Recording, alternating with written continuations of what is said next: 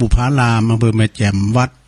นำบ่อเศร้าวาเมืองฝางปะกันจุโมงที่2บัดเต้าบัดแต้นเดี๋ยวโทรมาแถมมาถึงสายห่างเนาะเดี๋ยวจะไปโทรมาเด้อเนาะเจริญพรขอบคุณครับปรงมงคลมูลชีพหรือว่าพี่น้องตังน้องเงิกเนาะนี่เพิ่นโทรมาคือกำลังใจตุลุงหลังไม้ขอบคุณเด้อพี่อ้ายไตโหเฮาที่เคารพนับถือกัน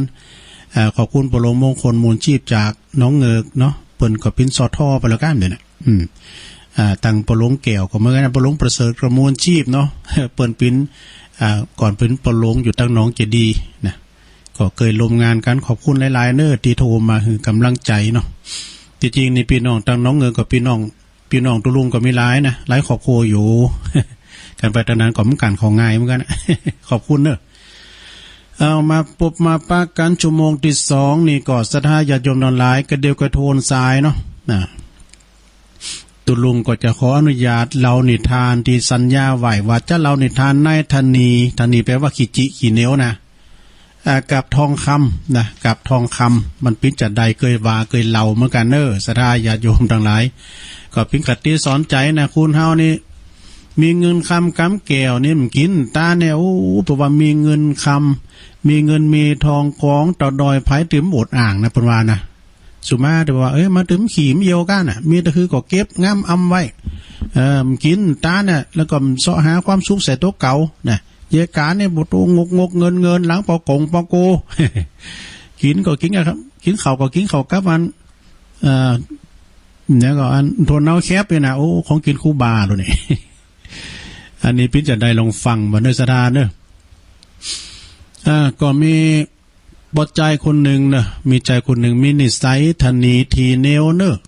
มาดึงขีจินะขีจิแปลว่าธนีทีเนวเป็นคุณที่ว่าบากินบาต้านขีจิหอลูกหอล้านหอพี่น้องเจ้าบ้านพระจะมาปึงปะอาศัยตึมใดอ่ะนะปีนตีเลิงลือเลิงกันไปโทรหมู่บ้านเมื่อทำการทำงานได้เงินได้คำมาครับจากอ่างใบมาได้เงินได้คำมาแล้วก็เก็บมาน่ะบ่ยอมจ่ายเก็บไว้ที่ถุงก่อนเปิ้นมีธนาคารเนาะเก็บอำไว้เอ๊ะกะแล้วก็เปิกมาบ่ยอมดีว่าจะมาเอาเงินคำกำเกี่ยวนามาปนเปื้อตัวเก่าหือมีความสุขแก่ตนได้นะคือกินก็จิกินน่ะนะ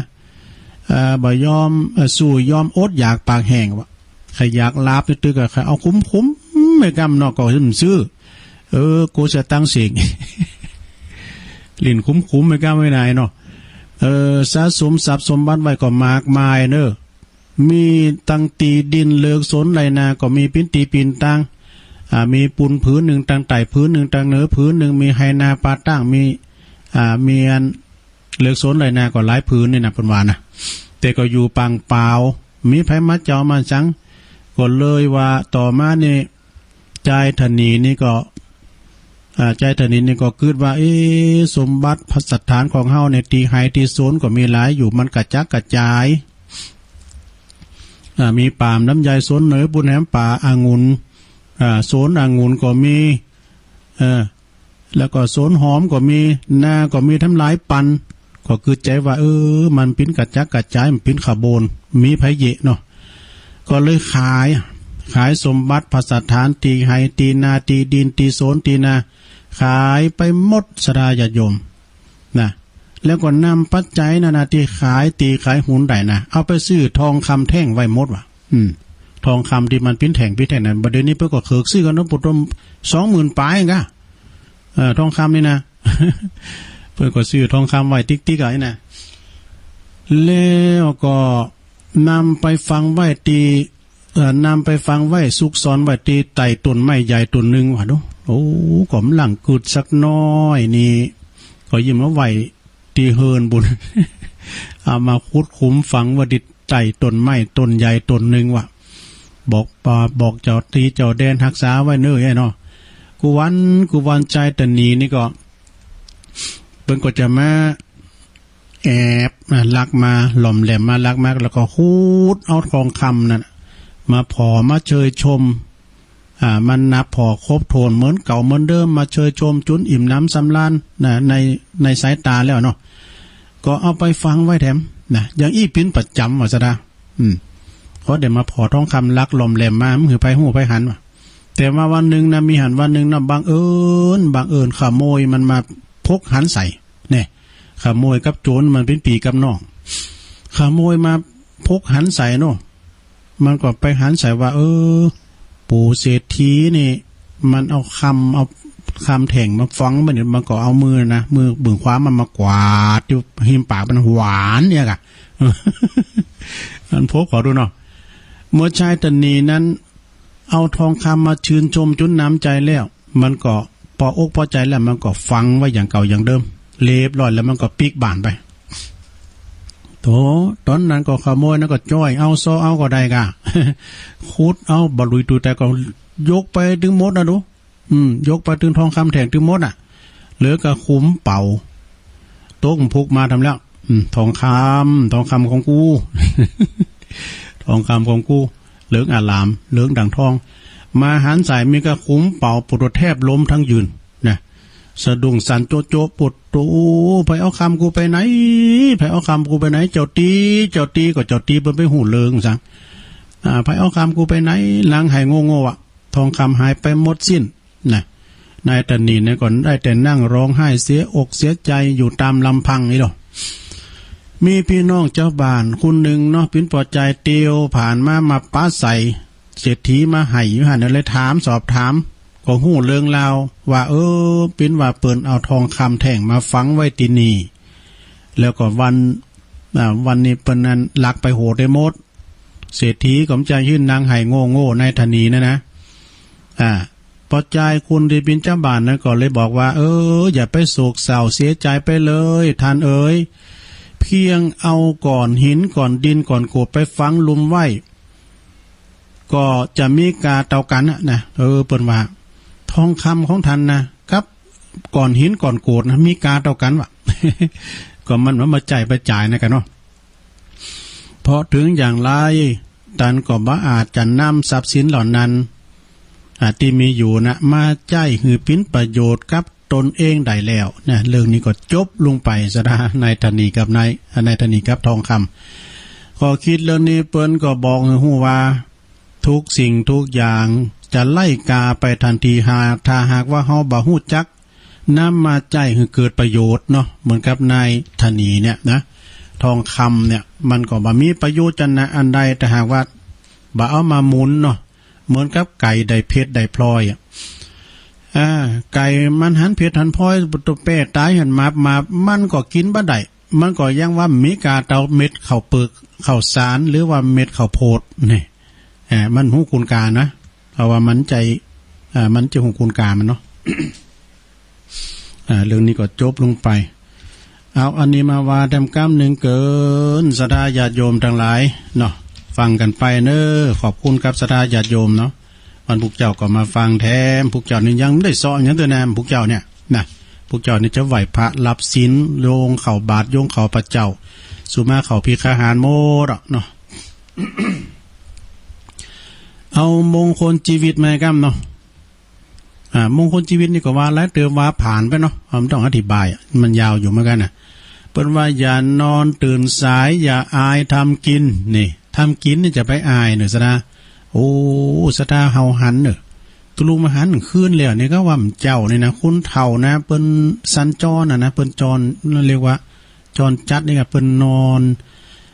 อนอยู่ที่ข้า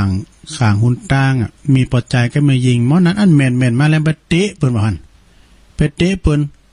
แล้วก็แม่ยิงเพิ่นสัตว์ตกมาไปยิงคนเฒ่าเยอะน่ะเตียวมาสักหน่อยขึ้นแม่ยิงถึงหวายหลังไปว่ะหวายหลังก็นึกว่าไปโจยซ้ำไปกระซากเอาอันถุงปีเปิ้นที่อยู่หลังนะพอใจนะก็ไปโจยว่ะไปโจยเอามาเป็นว่าได้เงินไปเป็น4-5 พันหมดน่ะโอ้คุณเฒ่านี่ก็มีเงินแล้วเนี่ย เปิ้นก็ขึ้นว่ามันมีวงจรปิดเนาะเปิ้นยับได้ถึง2นู่นเนี่ยเฮียนะศรัทธาญาติโยมไปอายทำกินคุณเฒ่านี่พวกเก็บของเก่าไปขายนะจะไปอายทำกินอาชีพที่ว่าก่อนนี่เมเปิ้นรับจ้างเต็ดอ้อยนะที่ในอัลบั้มเนี่ยนะฮะอันนี้เป็นความจริงนะเปิ้นออกเฟซนะเมเปิ้นรับจ้างเต็ดอ้อยครับโอ้ส่งลูกจนจบปริญญาลูกเปิ้นได้ปริญญานะใส่ถึงสุดปริญญาน่ะเตี้ยวเข้าไปที่โซนพุ่นน่ะที่โซนอ้อยพุ่นนะ ไปกราบเท้าแม่ดูสวนอ่อยว่าโอ้คุณตะลึงถึงหมดเพราะว่าปลื้มอกปลื้มใจเปิ้นว่าส่งเสลูกไปเสียแห้งที่บ่เสียสตุ้งสตางค์อย่างเดียวได้ปิ้นจะจบปริญญามาก่อนนะปริญญาแล้วก็ยามินเงินน้อยบัดเดี๋ยวนี้นะสถาญาติโยม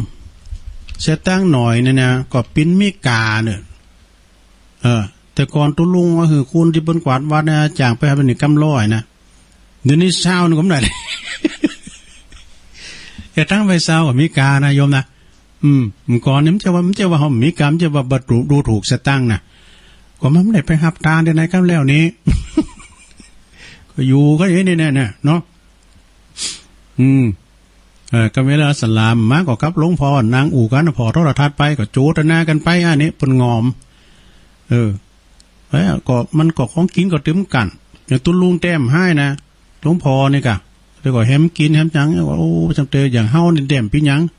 ตื่นแล้วก็จีเข่ากินนะเนาะนะยามินเงินน้อยนะมีตะคือก่อนนะเงินคำกำเกี่ยวก็มีหลายอยู่นะเดี๋ยวนี้ก็กินของเก่าไปอันนั้นนอกสดาเนาะซื้ออาหารการกินก็ดีหน่อยเพิ่นก็ขึ้นมาเตอก็เอาวัตถุดิบขึ้นมาพองพักปังพองพักกาดพองจำเตอก็เอาพักเคพักเครื่องเคพองเนี่ยจีนหัวหมายพองแล้วก็เงินน้อยอย่าวินเงินน้อยอย่าคอยวาสนานี่ จะไปคอยวาสนาเนอะโยมเนอะวาสนาของเฮานี่มาฮดมันมาสั้นจุดจูน้ำเหลือน่ะ เหมือนปลาทูข้างคืนแท้ๆเนี่ยน่ะอย่าเสวนากับคนชั่วคนโซนี่มันตื่มดีหรอเนาะอย่ามั่วอบายามุกนี่อบายามุกอย่าชิงสุกก่อนหามอย่าพร่ำก่อนทำว่ามันผ่านไหมเนาะอย่ารำก่อนเพลงอย่าข่มเหงผู้น้อยนี่อย่าคอยแต่ประจบอย่าคบแต่เศรษฐี คบแต่เศรษฐีเตียนธนีเจ้ากับนักเกเหมือนกันเนี่ยอย่าเอาแต่ดีใส่ตัวอย่าเอาชั่วแต่ใส่คนอื่นเนี่ยอย่าฝ่าฝืนกฎระเบียบเดี๋ยวระเบียบนี่เป็นจัดนะสดาญาติโยมเราตีกันถึงตีสี่ผ่านไปเนี่ยไปเฝ้าออกไปไหนเดี๋ยวเปิ้นเกิดนะสดาน่ะเปิ้นติดเคอร์ฟิวเนอะเดี๋ยวนี้เปิ้นน็อกดาวน์กันจะหลายดีนะ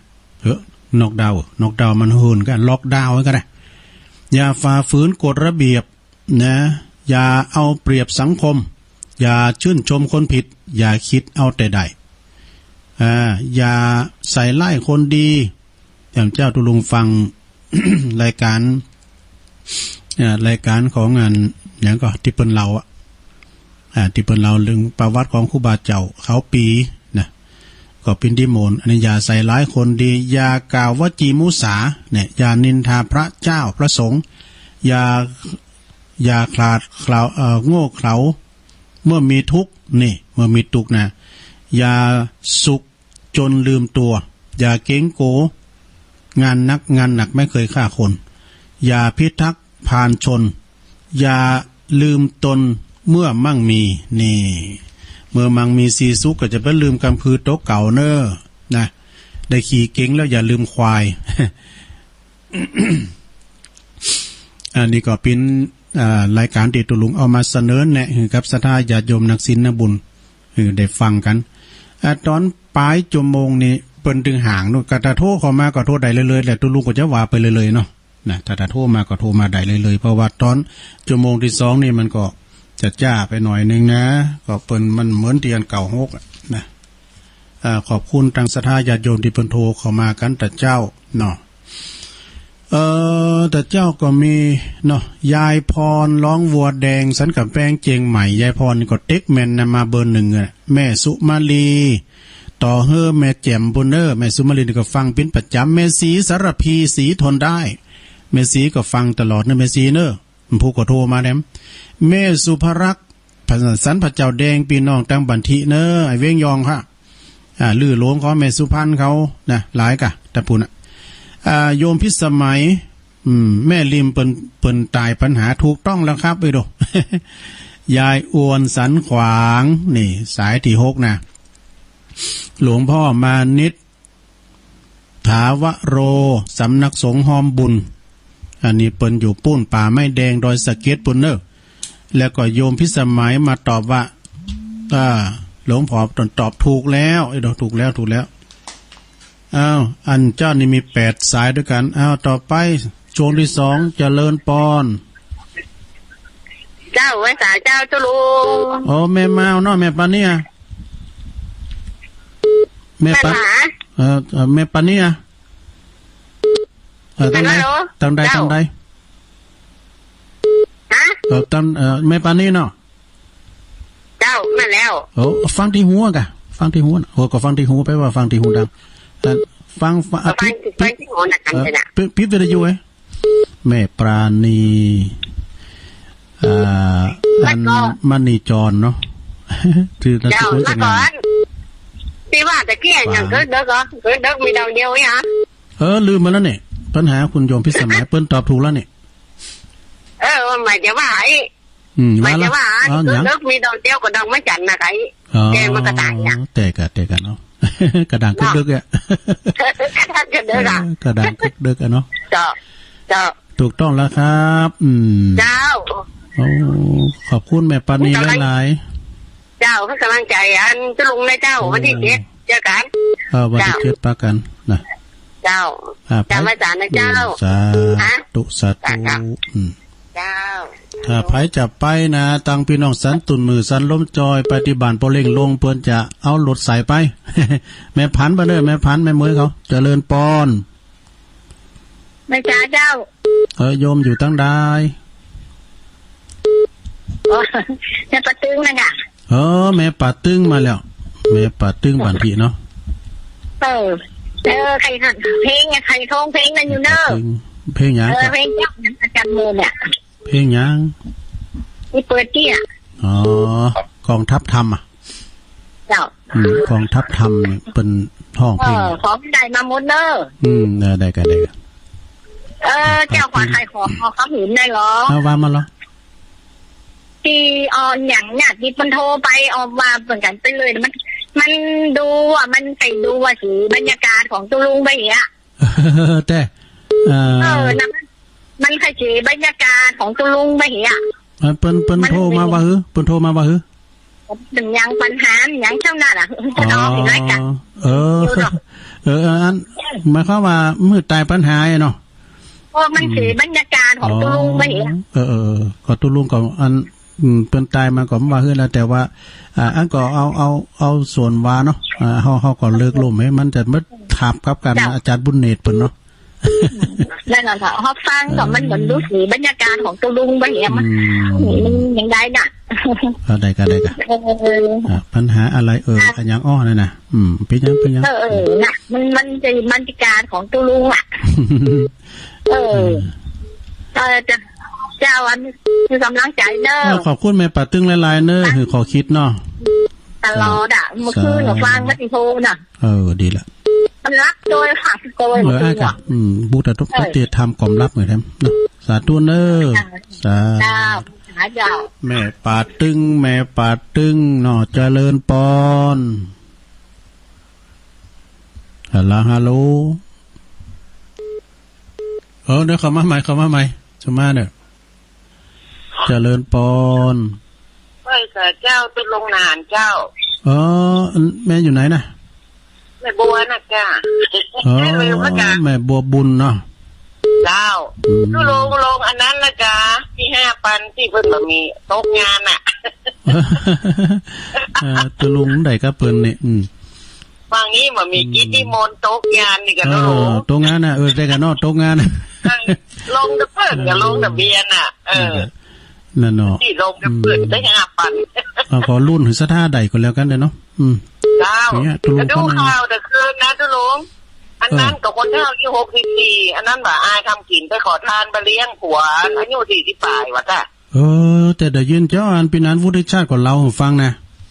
มันมาใช่เนาะนักการเดี๋ยวนี้ได้แล้วเปิ้นอันทำผิดกฎหมายนะมาขออย่างเดี๋ยวนี้ได้แหละคณะประกา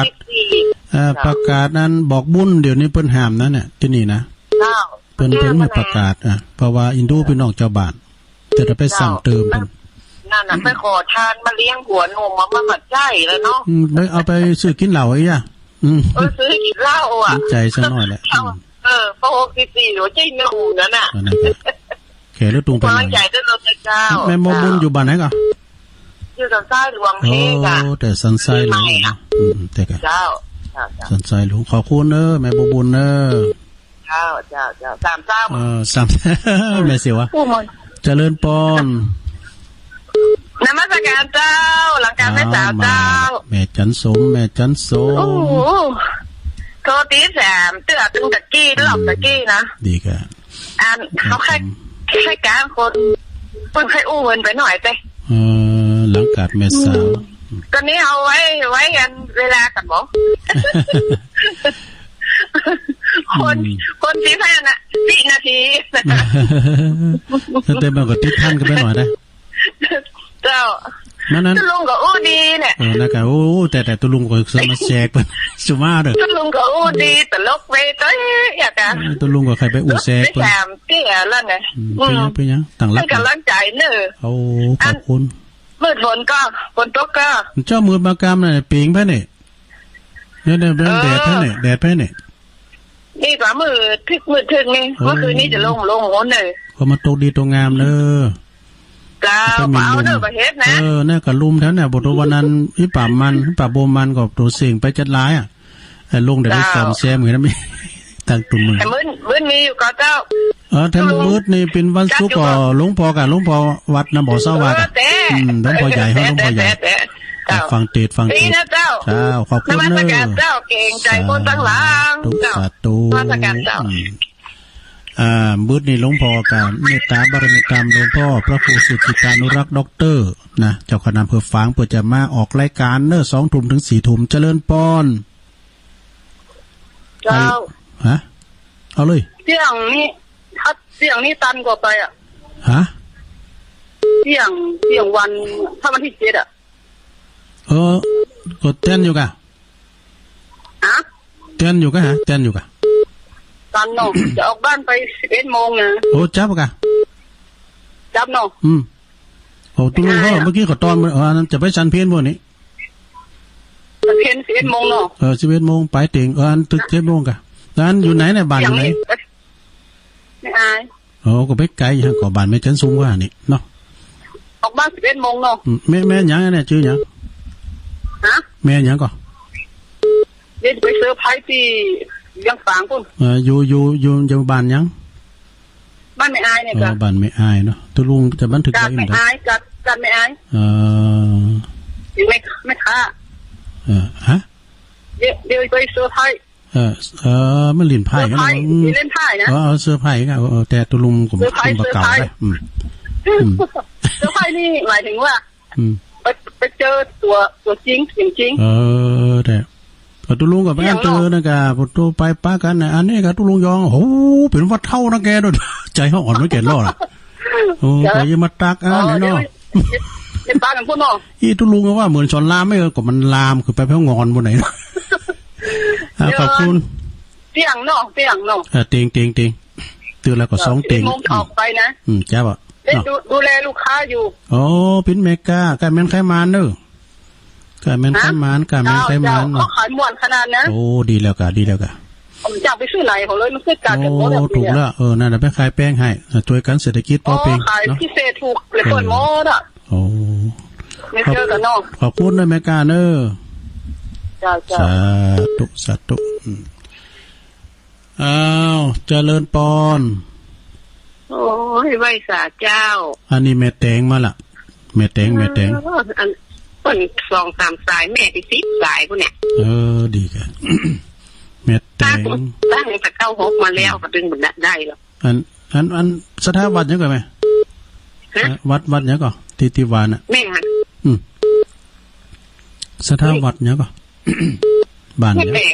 ก็แม่แตงเนี่ยวัดยังก่อนเตียนแม่แตงมันไปเกี่ยวกับวันใจก็สถาวัดเนี่ยวัดยังก่อนที่เขาแหละเนี่ย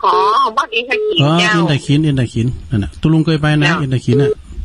ก่อนนั้นตุลุงทัดไปอยู่หันเนาะไปนี่ปล่อยหลวงเลยแม่แตงเนาะปล่อยหลวงที่เปิ้นยิงกันนะคะน่ากันก่อนตุลุงไปส่งตุลุงทัดไปปิ้นตุลุงกันเติงก่อนมันนั่นหรอมันนะกะตุลุงปิ้นเบาหมายสุมาอันปิ้นนั่น ตู้เจ้าไหมอ่ะมึนละแต่ว่ายังสัปปี้ยังเก่งแท้เด้อขอบคุณเนอะแม่แตงอินตะขินแม่แตงสาเป็นผู้ขี่กายเพิ่น สาธุเป็นยังเวลามีหลายอยู่เนอะสถานเนอะเวลามีเปเลอะโทรมาติ๊กๆอ่ะอันนี้เหรอเจริญปอนอันนี้สายเก่ากันเนาะเอาเข้ามาแถมโอ้ตุลุงลืมบอกเบอร์089-955-6506เอาโทรแล้วโทรแฮมก็ได้เนอะ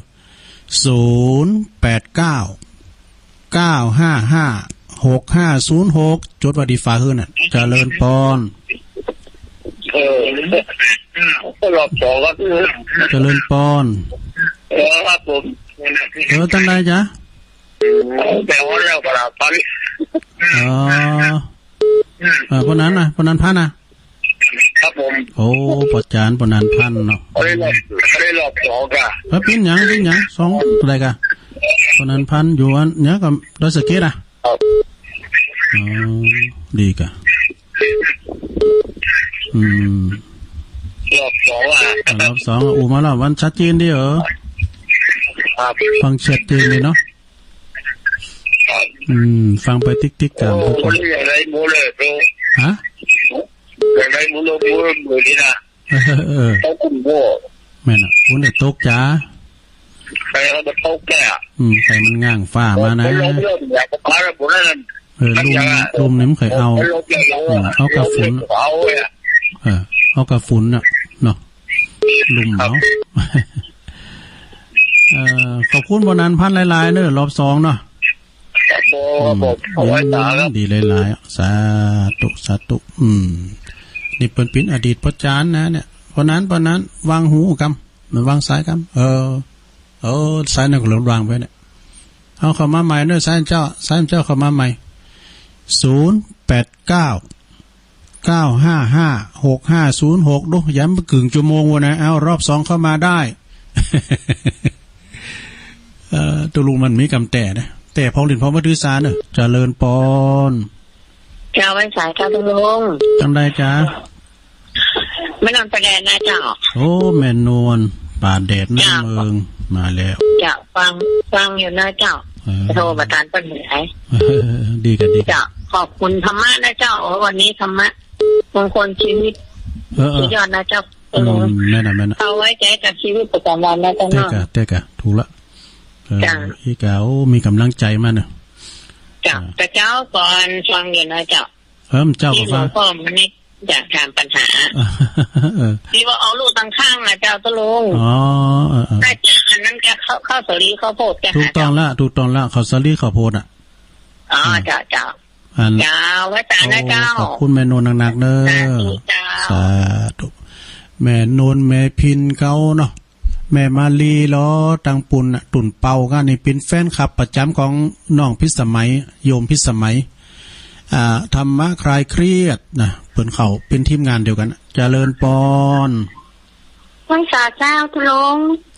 นี่ตั้งได้จ้าดอยสะเก็ดเจ้าโอ้ดอยสะเก็ดแม่ยังนะฮะแม่ยังแม่คำนวณเจ้าโอ้แม่คำนวณโอ้เจ้าดอยสะเก็ดเนาะอยู่แม่จองนะอยู่แม่จองเนาะเจ้าแม่จองกับฟังค่ะฟังเจ้าเนาะฟังเทศของตู้นี่ม่วนดีฟังเจ้าล่ะแม่เจ้าก็ฟังเจ้าเจ้าก็ฟังเจ้าแม่เจ้าก็ฟังแมลงก็ฟังเจ้าพวกเจ้าน้ำเจ้าเนอะน้ำเจ้าสาวอันวันเสาร์มันได้คู่ป้าเด้อเดี๋ยวถ้าโลกอันนี้หายก็น่าจะไปวัดตุลุงเจ้าโอ้เจริญปอนแต่ขอบคุณลุงนะขอบคุณเนอะสาธุขอบคุณขอบคุณแม่คำนวณอยู่บ้านแม่จอมดอยสะเก็ดเนาะขอบคุณหลายขอมาใหม่เจ้าเนาะขอมาใหม่089-955-6506ตั้งปีไอ้จอมอยู่ฮอดไปใส่น้ำลำไยจ้ะเจ้าปุบรัตตอบปัญหาตุลุงมันนิดดิหรอเจริญปอน ไว้จ่าเจ้าอันนี้แม่อย่างเนี่ยแม่ยังย้ำมันเนาะตำบลบันเป่าอ่ะฮะแม่อยู่บ้านปะติ้งงามกลางโงตำบลบันเป่าอ่ะอ๋อตั้งใส่บ้านครูโอนเนี่ยอยู่บ้านแม่จะโป้ยังแม่โทรมาเมื่อได้มันก่มตั้นตอนหนุ่มมาเจ้าเมื่อตะกี้ขึ้นเขาที่โป้ก่มตั้นนักอะถึงตั้นเดี๋ยวแม่ฟังทุกวันน่ะฟังวันทุกวันเสาร์เลยนะเมื่อเจ้าก็ตื่นตี 2ก็เลยรับฟังหาตุลงออกแม่กะลงออกยกแล้วก็ฟังวัดเจริญนะแม่กะแต่ก็สวดมนต์ด้วยเนาะว่าสวดมนต์แต่ห้องโม่แม่ก็ลูกสวดมนต์คนเดียวแม่สวดมนต์หน่อยพักแม่กะดีกะเมื่อเจ้าเมื่อแรงเงี้ยแม่สวดเป็นเจ้าทั้งแรงเงี้ยแล้วแต่เมตตาถ้วยอะไรทำถึงเจ้าถึงเงินนะผูกกับฟังแถมเนาะขอบคุณนะแม่เนาะโอ้เป็นบ้านครูโอนโน้ครูโอนก็อยู่บ้านกันเพิ่นจะเหมือนไหนหูจักอ่ะโอ้เคยมาเอวบนต้นคำเตือนเนาะเพิ่นนี่มุนนี่แล้วก็ฮู้ดีด้วยเพิ่นจังทำวันเกิดเพิ่นเคยถึงแล้วนะโหเฮามีสิทธิ์ได้บ่โตตัวแปกับเป็นลำไยอีแปพวกอ่ะได้มือสักเตือแหละแต่ว่าปักกันกลางงานกับบั่นปางกะที่หาที่เป็นนอนด้วยกันวันนั้นก็ไปนอนด้วยกันที่พุ่นน่ะตัวปีเอครับบ่แต่ว่าโทรหากันตลอดขอบคุณนะแม่เด้อสาธุโยมคุณแม่ทองอยู่คุณแม่เรนูเขาเนี่ยเปิ้นเป็นคนไทยอ่ะโทรมาบ้างนะรายการอื่นยังโทรอ่ะรายการตุลุงยองก็โทรมาบ้างนะคุณแม่ทองอยู่คุณแม่เรนูแม่จินดาเราฟังอยู่บุญมาติด91 ปีแล้วนะบกเป็ดสันกำแพงจะได้กดตามนะโทรมาจบรายการตุลุงอย่าไปไหลคืนไปในเนอเก่าคืนของวัดไฟหินนี่นะฟังต่อธรรมคลินิกนะโดยท่านอาจารย์อานาลายโยวัดหนองเงิกเนอไปมีปัญหาอย่างถามกันได้นะ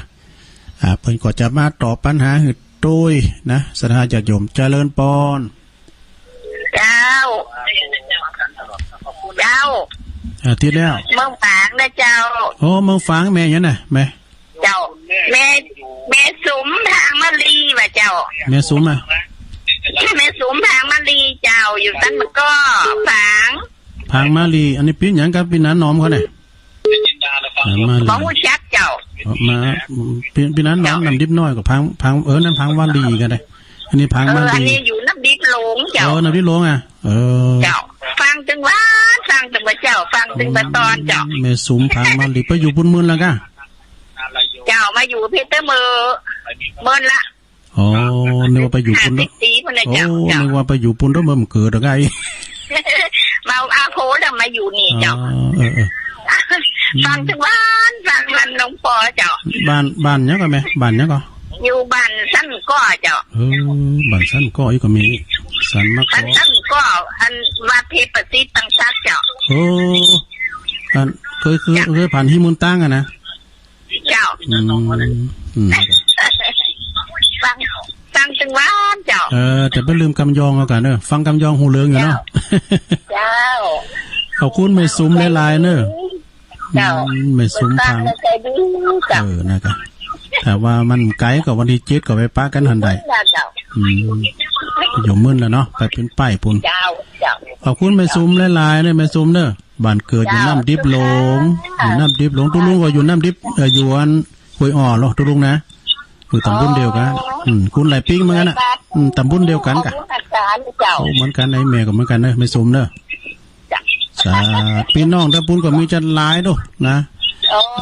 พี่น้องตั้งเมืองฝางไม่อายบุนะ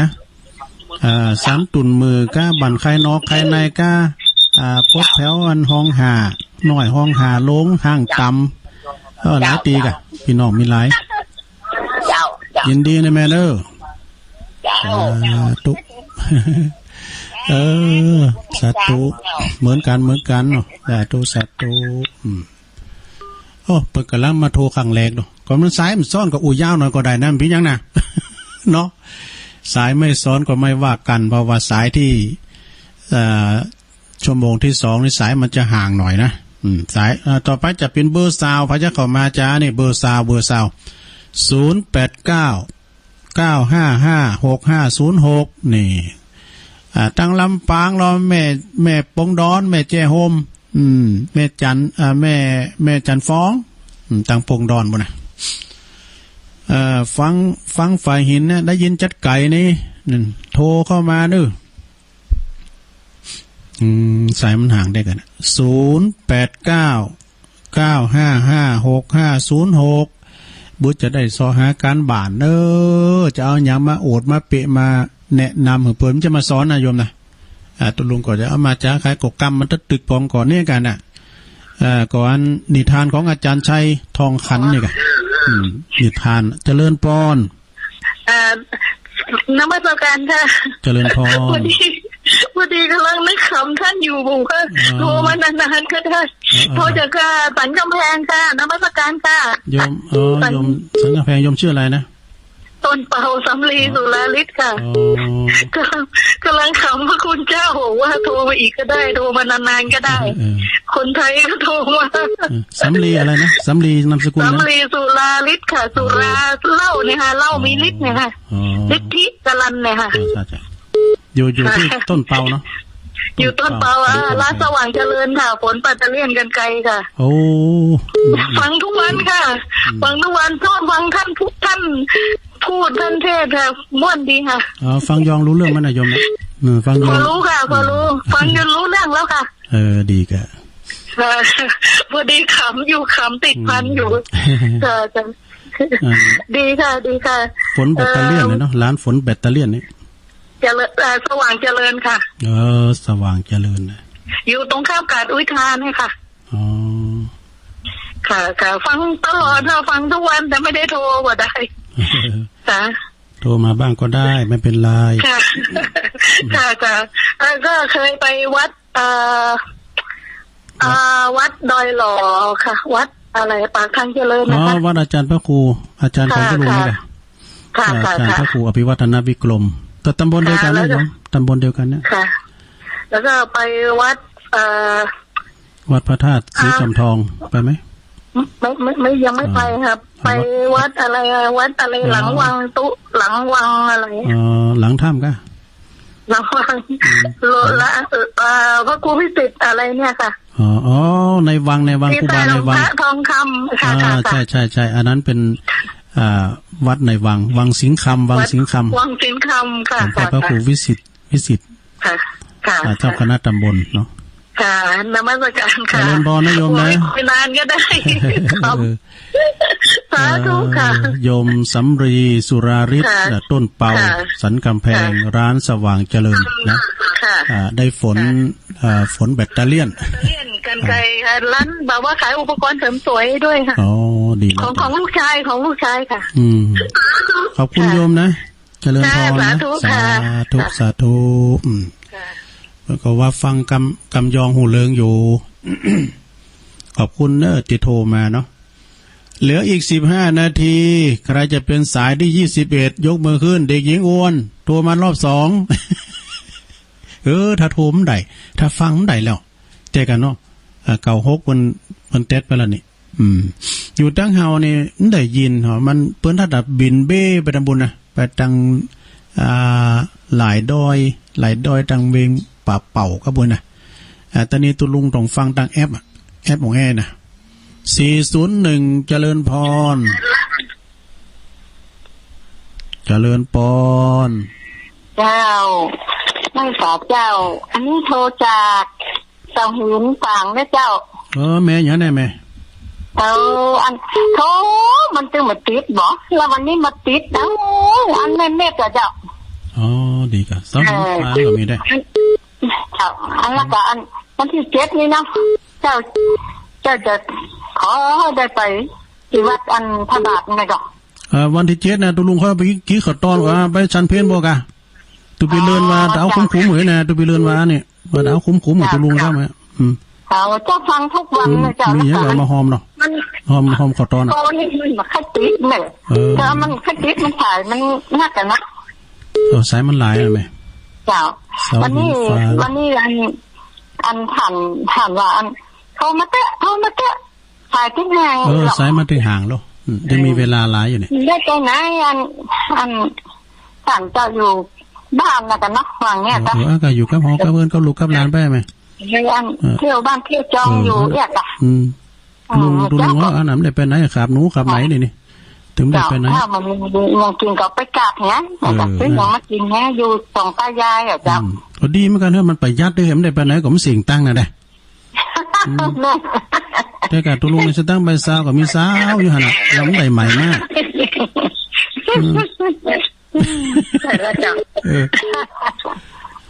ขอบคุณแม่เนี่ยแม่เสาหินจากฟางเนาะ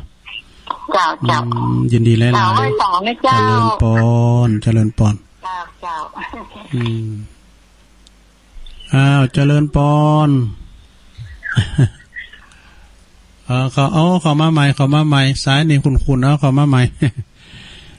เหลือ10 นาทีปลายนะสดาเนาะบริหารเวลากันเนี่ยมันเสี่ยงไงกะเนี่ยตัวลุงทำกล้ามเนี่ยเขาทำยาวๆเนี่ยมาตีในสมงที่2เนี่ยมันสายมันห่างเนาะพวกนี้ก็ย้ำได้เสาะด้วยนะพวกนี้ไหวพารับสินก็โยงเข่าก็ไอ้น่ะเนาะเอาวัดปิ้นบานเนอะเอาบานปิ้นวัด ก็แต่ได้เสาะทำมาว่าสถาได้ฟังเอาเรานิทานพองกำบักเก่าพองให้กันเนาะสเปเฮลาโดตุลุงนี่มีนำทำคำสอนอย่างแต่ว่าคุณเฒ่าไข่โคตุลุงก็ดีใจแล้วเจริญปอนไม่สาเจ้าโยมอยู่ตั้งใดอยู่บรรทาเจ้าโอ้บรรทาได้น่ะทากูบรรทากูเจ้าทากูป่าจำกูเนาะป่าจำกูดรสมนึกจรโนบรรทากูนะทากูบรรทากูก็มีมตีงกะเจ้ามีมตีงกะทากูอำเภอแม่ทาน่ะเนาะเจ้าอำเภอแม่ทาจังหวัดลำพูนน่ะเจ้าแม่ชื่อหยังก่อแม่ไข่แก้วเจ้าโอ้แม่ไข่แก้วแม่ไข่แก้วจันตาเจ้าจันตาตัวเจ้า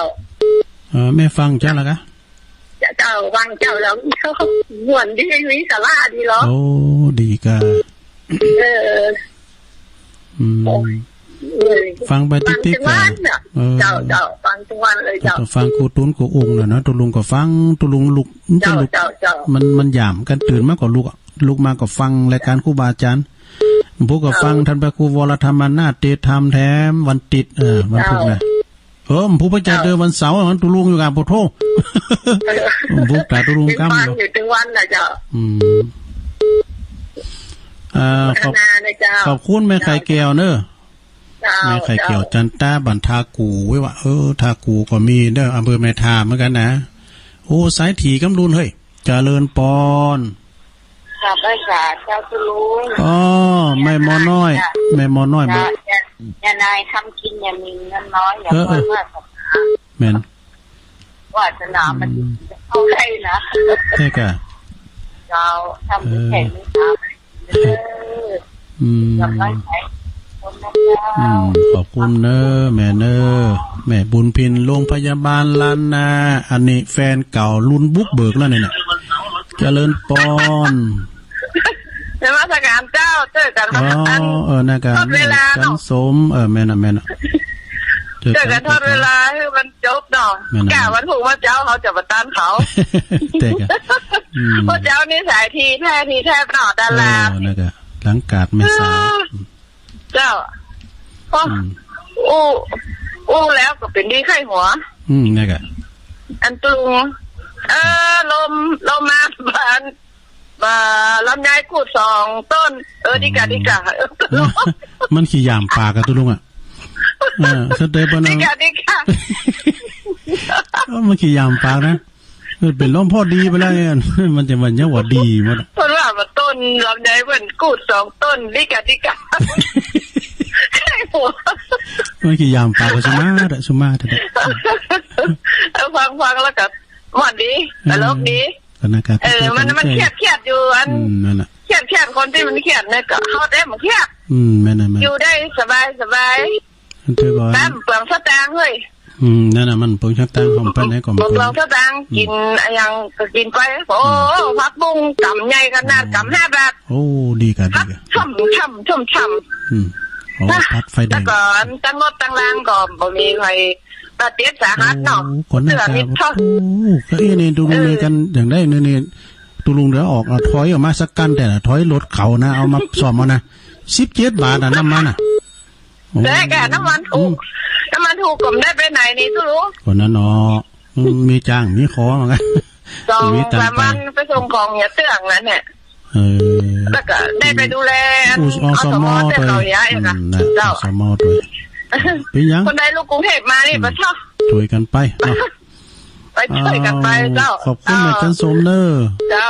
ต้องขอสุมาตัวราชการเจ้า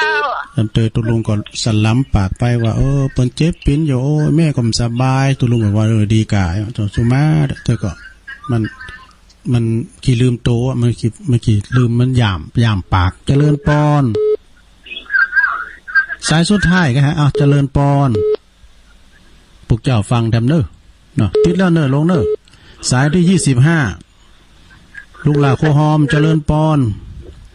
เจ้ายินก็เจ้าได้ยินแล้วกะอันนี้อยู่ตรงไหนจ๊ะฮะติดแล้วนะมือลำได้โทรได้ฟังมีนะฮะแม่นางโอนเจ้ามือลำเนี่ยโทรหากันเนาะเอาเหมือนการเกินแน่เต้นแล้วฟังโทรกันเนาะพวกเจ้าจะเตะทำเนาะพวกเจ้าก็แต่สอหาคุณควายนะเอาประจานนี่ดีมาเอาอย่างวันนั้นนะลูกไข่โง่วันนั้นน่ะวันนั้นอยู่ไหนนะไปถึงตัวลุงไข่โง่วันคำนี่ไข่โง่จนขืนน่ะตัวลุงน่ะมันลุ่มมันขืนนะไข่โง่ดิ๊กอ่ะลองก้องเข่าเนาะสังกำแป้งเนาะโอ้แม่นางโอนนี่เปิ้นมาปิดสายเด้อเดี๋ยวนี้นะสายที่25ขอบคุณเด้อพวกเจ้าฟังแถมเนาะโทรมาแถมโอ้อันนี้ก็เป็นแฟนคลับเก่าแตะแม่นางโอนเป็นน้องร้องกองเข่าเป็นคุณยองเหมือนกันตุลุงจะโทนสายกันนะโยมเด้อสายที่เก่าเจ้าก็แม่ปราณีมณีจรพี่น้องเมืองฝางเด้อสายที่10ก็ป่าตึ้งเด้อแม่ป่าตึ้งบันทินะปัญหาเพิ่นก็ว่าปัญหา แล้วก็สายที่11ก็แม่บัวบุญสันทรายหลงเนี่ยแม่สามสาวเหมือนกันเนาะสายที่12ก็แม่จันสมหลังกาดแม่สาวเด้อสายที่13ก็แม่กาอยู่หลังกาดแม่อายนะบ้านกาดแม่อายเนี่ยกาแม่นไขมาเด้อสายที่14ก็แม่แตงเด้อแม่แตงอินเดขินนะแม่แตงอินเดขินก็ฟังตลอดปนานพันสายที่15ดอยสะเก็ดสายที่16ก็แม่นวลป่าแดดในเมืองสายที่17ก็แม่คำนวลนะอยู่บ้านจองบ้านจ้องดอยสะเก็ดเนี่ยเนาะสายที่18ก็บ้านเป่าเนอะบ้านพระครูโอนแม่นะฟังตลอดนี่แล้วก็สายที่19ก็แม่สมผางมาลีเดิมบ่อยู่น้ำดิบโลงนะเปิ้นอยู่ปุ้นเปิ้นปิ้นแม่เล้งอยู่ปุ้นสันบักก้อฝางบ่นะเนาะสายที่20ก็แม่สำลีสุราฤทธิ์นี่บ้านตุนเป่าสันกำแพงเนอะร้านสว่างเจริญร้านสว่างเจริญเนาะเปิ้นฝุ่นผ้าฝุ่นนั่นตะไคร้ตาคะฝุ่นแบตเตอรี่สายที่21ก็เสาหินเมืองฝางเนอะสายที่22ก็บันทากูแม่ไข่เกี่ยวจันตาสายที่23ก็แม่บุญพินโรงพยาบาลลานนาสายที่24ก็แม่จันสมหลังกาดแม่สาวสายที่25น้องแม่อ้วนแม่นางอ้วนร้องกองเข่าเนอ25สายด้วยการที่เปิ้นโทมแต้นก่อมบุกโทรมาแถมเนาะบุกแถมเจ้าทั้งที่3ลูกเจ้าหน่อยก็ฟังเพลง